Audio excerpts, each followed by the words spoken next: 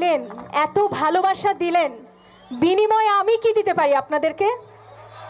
ভালোবাসা, শুধু ভালোবাসা না। এখন তো শুধু ভালোবাসায় কিছু হয় না। আসলে আপনাদের জন্য আমি উপহার নিয়ে এসেছি কিছু।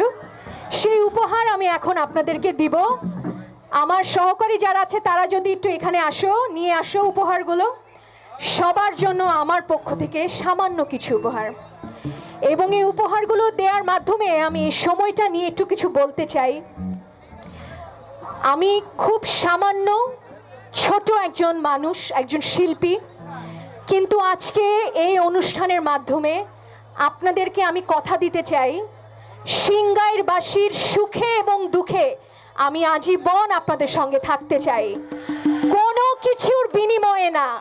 শুধু এই কারণে যে আপনারা আমার আত্মার আত্মীয়, শুধু এই কারণে আমার যতটুকু সামর্থ্য, যখন যেভাবে আমি আপনাদের সাহায্য করব যদি প্রয়োজন হয়, এই কথাটুকু আমি আপনাদেরকে বলে দিয়ে গেলাম।